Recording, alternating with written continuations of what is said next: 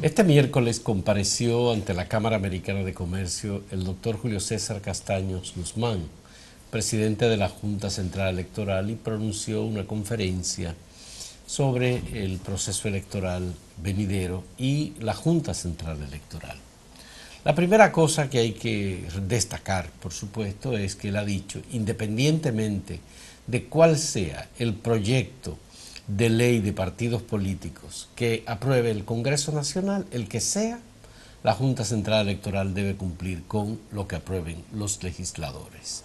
Es decir, el presidente de la Junta Central Electoral ha dicho que si se aprueban las primarias abiertas, como ya se aprobó en el Senado de la República, la Junta va a cumplir con el mandato de la ley y va a aplicar el proceso de primarias abiertas que se le encarga a la Junta Central Electoral organizarlo de manera simultánea en la misma fecha y que en este caso, él ha dicho también, se realizaría en noviembre del 2019 las primarias abiertas, el mismo día, para todos los partidos, para escoger no solo al candidato a la presidencia de la República de cada partido, sino también para escoger los candidatos a senadores, diputados, alcaldes, etc.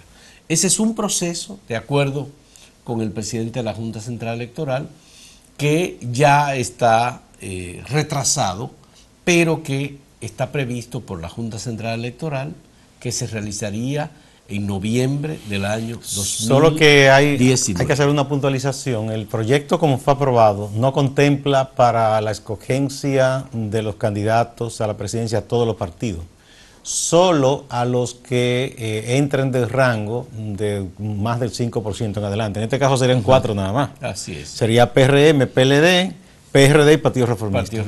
Los demás no entrarían en esas primarias obligatorias. La otra cuestión planteada por el doctor Julio César Castaño Guzmán es que, de todos modos, independientemente de lo que se apruebe, tampoco la Junta Central Electoral está obligada a lo imposible. Eso quiere decir que si hay un impedimento material para realizar cualquiera de las actividades que se desprenden de lo que apruebe la ley, aunque ellos tengan la intención de hacerlo, no están obligados a lo imposible. Hay una cosa que tiene que estar clara y que ya se ha llamado la atención sobre eso. Mira, en el último cuatrimestre de este año debe estar ya aprobado el presupuesto para el año 2019. Como es en el 19 que se llevarían a cabo esas primarias, quiere decir que en el presupuesto, que deben tener presente los planificadores de gobierno, que se elabore este año para el próximo, debe contemplarse un incremento importante de recursos para la Junta Central Electoral. La otra cosa es que, por lo que hemos sabido, porque el proyecto aprobado en el Senado no ha sido puesto todavía online, ya ayer Reinaldo Pared, presidente del Senado, dijo que hoy sería llevado a la Cámara y uno espera que hoy comience a divulgarse. Y dice que le hicieron cerca de 30 modificaciones al proyecto original. Se contemplaría que esos recursos que se destinarían a las primarias serían descontados a los partidos. Si una parte es eso y otra parte el incremento que tendría que ponerse en el presupuesto, porque los partidos reciben dinero ¿para qué? Para organizarse en sus asuntos internos y para campaña.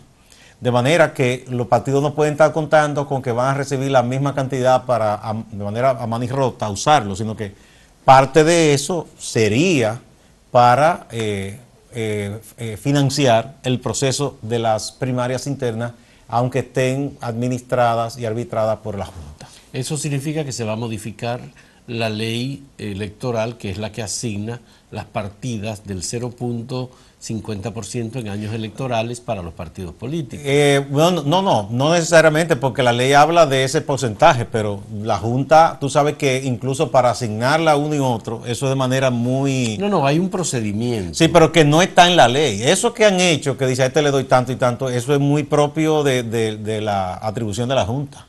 O sea que la Junta bien podría decirte, eso no está en la ley. Esa es parte, bueno, la Junta tiene la responsabilidad. Fíjate que cuando se reconoce un partido nuevo, le entregan dinero y no hay que hacer una ley nueva ni modificar. O sea, esa es la atribución de la Junta, ya la distribución. Lo único que está en la ley, sabichosamente, que hicieron los partidos grandes, es el famoso 80% entre los grandes El 80, partidos, pero después sí. lo demás no. Ya.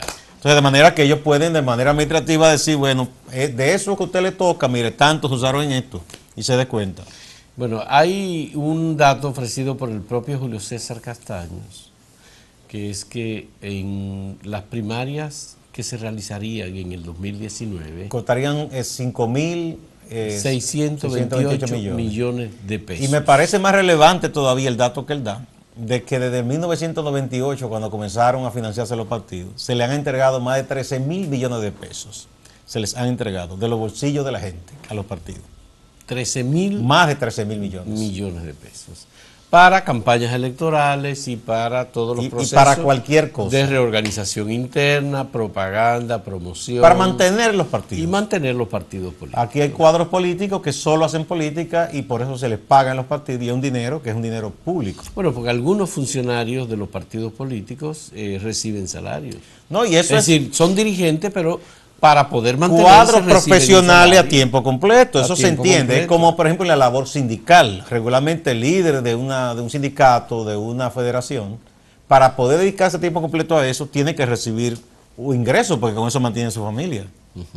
Sí, eso incluso los partidos de izquierda, yo no sé si lo mantienen todavía, cuando eran cuadros profesionales se le entregaba un dinero mensual para que esa persona sobreviviera en base a ese dinero y se dedicara plenamente a la actividad política. Bueno, pero no solamente, bueno, si se entiende que el Partido de la Liberación Dominicana es un partido de izquierda, el Partido de la Liberación Dominicana tenía yo dije que incluso los de izquierda, pero todos los partidos, sí, sus cuadros profesionales viven de la política. Viven de la política y el partido es que lo tiene que mantener. Exactamente. Bueno, y eso es igual que una iglesia, el pastor, el cura vive del altar, como dicen.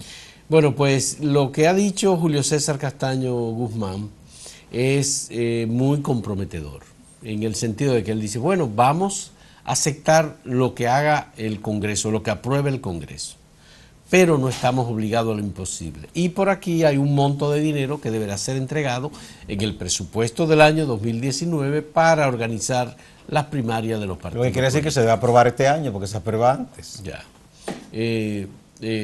Hay quienes dicen inmediatamente, Gustavo Sánchez, por ejemplo, del Partido de la Liberación Dominicana y vocero de los diputados del Partido de la Liberación Dominicana, ha dicho que se trata de un exceso de Julio César Castaño Guzmán. ¿Es que la opinión?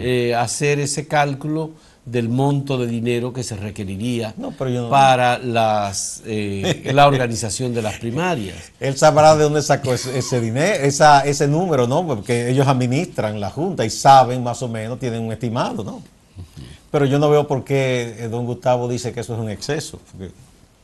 Corresponde a él decir, incluso, miren, estoy advirtiendo, me deben buscar dinero, si quieren que yo administre eso, ¿no? Sí, lo que pasa es que Julio César Castaño y la propia Junta Central Electoral tienen una dificultad, y es que, obviamente, ellos son los autores del proyecto de ley que se conoció en el Senado, que se ha modificado, y ellos eran partidarios, y lo que propusieron fue que se dejara a cada partido realizar sus propias primarias en el momento en el que el partido lo entendiera. Pero don Julio César es un hombre del sistema y un hombre de Estado. Aunque él tenga esa posición, yo estoy seguro que él no va a decir, no, como un muchacho malcriado, yo no hago eso, no. Él está diciendo, es verdad, yo me acojo a lo que se apruebe, pero tienen que tener claro que eso tiene un costo y ese costo debe ser suplido. Y él es de los que entiende que las primarias abiertas son inconstitucionales. Bueno, ahí ya tendría él que hacer un ejercicio y decir, bueno, si él entiende que eso para él es tan de principio, en un momento dado, él diría si sigue en la Junta o si renuncia. Bueno, pero él preside o presidió la fundación que presentó el recurso de inconstitucionalidad contra la ley de primarias abiertas que se aprobó en el año 2005 y que la Suprema Corte de Justicia declaró inconstitucional y anuló. Sí, pero eso no tiene que ver, porque él puede decir, bueno, me vencieron, legalmente se aprobó y yo, o si entiende que eso es tan de principio, En ese caso, ¿qué es lo que tú haces? Tú dices, bueno, yo no puedo hacer esto porque va contra mi principio, uno renuncia, entonces. Bueno, pero no, él no tiene que renunciar y por supuesto él lo que está haciendo es acogiéndose a una disposición aprobada por el Congreso. No, yo estoy de acuerdo y no creo que vaya a renunciar, pero lo que yo no veo es dificultad en que él no crea que eso sea lo mejor, pero le corresponde aplicar la ley, pero en realidad él entiende que este tipo de primaria no es lo correcto. Pero de todos modos ya veremos que haga el pleno de la Junta Central Electoral, porque ellos se van a jugar su propio prestigio, Julio César y todos los demás miembros de la Junta Central Electoral, con este tema de las primarias abiertas o cerradas. O más bien yo diría que se lo van a jugar los partidos, más que la Junta, porque son los partidos los que tienen que hacer. Sí, pero es la Junta la que tiene que organizarlo. La Junta organiza eso siempre. Bueno, no es que no lo ha hecho nunca, no lo ha hecho. Pero más de los tollos que se han hecho en la Junta, en las pasadas juntas. No puede hacer peor que esto. Señores, hacemos una pausa.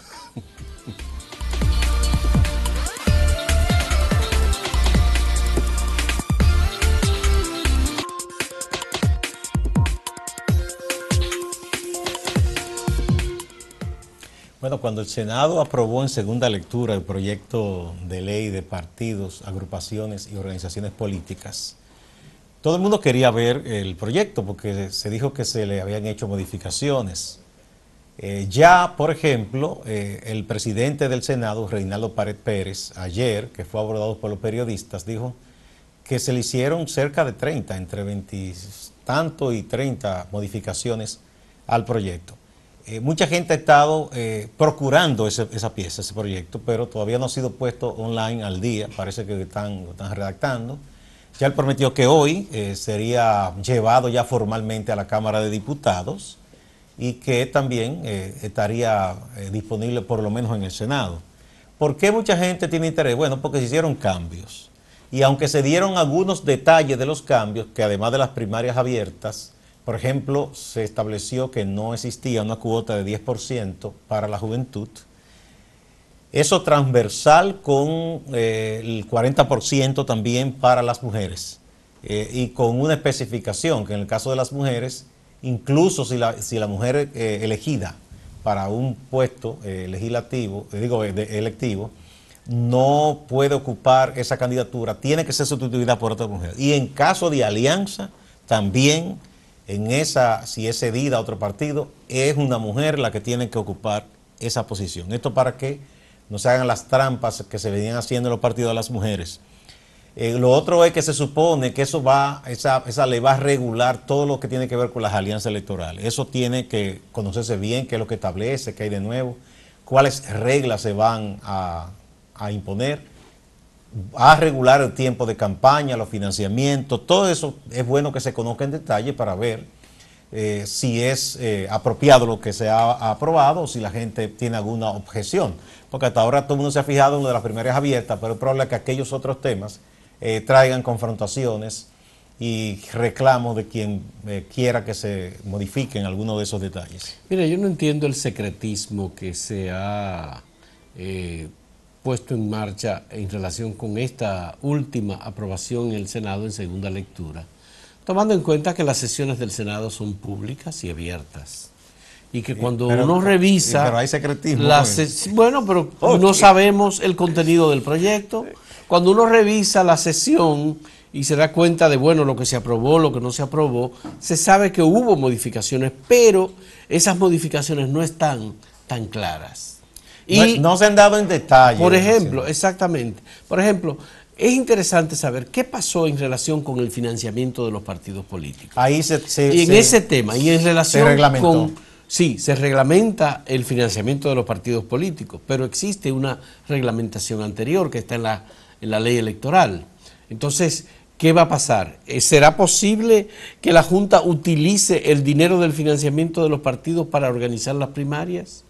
¿O ese dinero irá totalmente de nuevo a mano de los partidos políticos y la Junta tendrá que hacer un presupuesto distinto para organizar las primarias? No, se va a tomar parte de ese dinero. Por eso digo, pero son diferencias importantes y por eso no entiendo por qué que el Senado de la República ha mantenido, una semana después de aprobada la ley en segunda lectura, tanto silencio sobre este tema? Lo que ha explicado, lo que dijo Reinaldo, es que se estaba pasando en limpio la redacción para entonces ponerse a disposición. Yo imagino que, aunque se dice hoy, probablemente la semana que viene, porque las cosas a veces son un tanto lentas en ese sentido, estará ya en línea. Ojalá que lo podamos conseguir antes para uno ver en detalle y resaltar los principales cambios Ya, entonces, que se han introducido. obvio, es mucha la gente que ha ido al Congreso, al Senado de la República a buscar y a tratar de conseguir la pieza que fue aprobada, pero esa pieza no está disponible. Pero tampoco los senadores han estado dispuestos a hablar sobre esos cambios. Tú acabas de decir que Reinaldo Pared dijo que fueron cerca de 30, modificaciones que se introdujo al proyecto original, como fue sometido o como fue aprobado inicialmente. Si es así, hay que ver cuáles son esas modificaciones. Por tanto, sería leer de nuevo el proyecto, compararlo con el primero. Por ejemplo, de las cosas que me he enterado, de quien estuvo ahí y participó en esto, es que, por ejemplo, el financiamiento se va a tomar en cuenta en el caso de los candidatos que no son presidente, vicepresidente, a la demarcación que pertenecen. Y entonces, por ejemplo, supongamos un candidato de una provincia poco poblada, obviamente que va a recibir menos dinero, o va a recibir o podría recaudar, se le permitiría recaudar mucho menos que a uno que tenga una demarcación más poblada, porque será en proporción con la población. Se pondrá una cantidad por cada habitante, por cada elector. Eso es más o menos la forma en que se quiere controlar, y que eso haría que no sea rígido, porque a cabo de un tiempo, si se pone algo rígido, habría que modificarse si los costos, como es natural, van a subir con el paso de los años. Es un poco, esa es parte un poco de la cosa, ¿no? Pero hay que ver en detalle todo esto. Sí. Por eso todo el mundo está ávido de ver el proyecto. Ya. Y por supuesto, algunas de las cuestiones de inequidad que subsisten en la ley. Por ejemplo, el tema del financiamiento. Julio César Castaño Guzmán decía que es una desigualdad que hay que corregir, por supuesto, que la Junta Central Electoral tenga un candidato a la presidencia de la República a la que le entregue 700.000 pesos y tenga otro candidato a la que le entregue, qué sé yo, 100 millones de pesos. Bueno, entonces, ahí habría que, en la parte de esa ley a la medida que se hicieron los partidos grandes, de entregarse el 80%. Por eso, entonces eso hay que modificarlo. Eso habría que modificarlo. Modificarlo para lograr algún tipo de equidad. La proporción que se utilizó fue dependiendo de la participación electoral y de los votos obtenidos en la última elección presidencial. Pero en una ocasión se pusieron de acuerdo en ese entonces el PRD y el PLD para darle un pie de amigo a los reformistas y les redondearon el 5% que no lo alcanzó. Yeah. Eso es con todos los chantajes y la cosa, con mira siempre a la segunda vuelta, porque no hay partido más dichoso que ese reformista. Bueno. Sí, no, porque no alcanzó y se lo redondearon.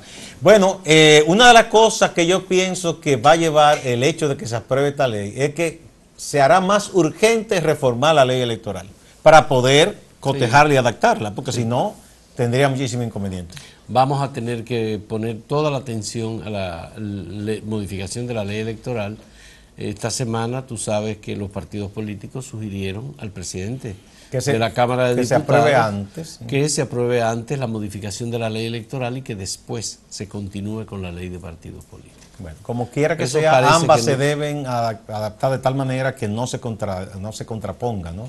Ya. Que no colidan. La otra posibilidad es juntarlas las dos y hacer eso también paquete. Se propuso en un momento dado una sola legislación respecto a la Junta, las elecciones y los partidos. Eso podría, yo no lo descarto que se pueda hacer tampoco. Sí. Vamos a hacer la última pausa.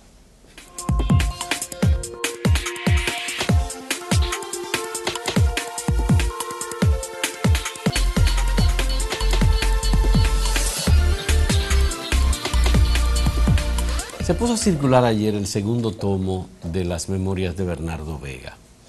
Se trató de este libro, Intimidades en la Era Global. Es un texto de memorias de Bernardo Vega, pero que abarca los años de 1963 a 1971. Un periodo de 8 años, pero un periodo de 8 años de mucha convulsión en la República Dominicana, porque ese es el periodo en el que se inicia el gobierno del profesor Juan Bosch, es el periodo de toda la conspiración contra el gobierno de Juan Bosch, el derrocamiento de Juan Bosch, la guerra de abril de 1965, la intervención militar de los Estados Unidos, el proceso electoral de junio de 1966, el triunfo de Joaquín Balaguer y el periodo de mayor represión en la República Dominicana. Y bueno, de la época fuerte de la Guerra Fría. Hasta el tema de despojar al PRD de las garrapatas que se le habían pegado, como dijo Juan Bosch en un momento, que conllevó a una persecución de parte del gobierno de Balaguer contra muchos de los dirigentes de izquierda, particularmente del Movimiento Popular Dominicano. Bueno, mira este es un periodo sumamente importante y obviamente lo que hace Bernardo Vega es contar sus memorias, porque él trabajó en ese momento en varias instituciones, particularmente entró al Banco Central a trabajar como asesor de Diógenes Fernández, el gobernador del Banco Central entonces, y Eduardo Fernández, perdón, gobernador del Banco Central, y es un periodo de toma de decisiones importantes. Diógenes Fernández, en materia de la economía.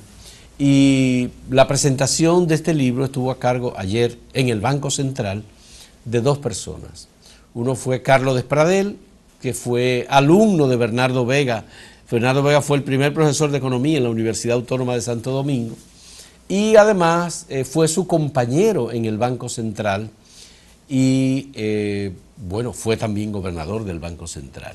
Sí. Una excelente presentación de Carlos Despradel y luego hubo una presentación también de José Rafael La Antigua, que analiza no los aspectos económicos como lo hizo Carlos Despradel, sino analiza la obra en su contexto, vinculándola con la primera edición, el primer tomo de estas memorias. Mira, a esa generación de Bernardo, él lo ha dicho muchas veces, recordamos cuando trabajamos con él, que él fue director del Caribe y estuvimos en ese equipo, que él hablaba de cómo había marcado a la generación de él y sus amigos ese proceso de ruptura con el pasado cuando es derrocada la dictadura de Trujillo, ¿verdad? Con toda la convulsión que hubo, los anhelos de cambio, el país abriéndose al mundo, todo eso, Guerra Fría y demás. Y un poco aquí está en la tapa, dice, Bosch acaba de ganar las elecciones. Estamos hablando eso de diciembre de 1962, fue cuando Bosch ganó las elecciones. El 5 de diciembre fueron las elecciones. Bernardo Vega, joven de 24 años y recién casado, está feliz y optimista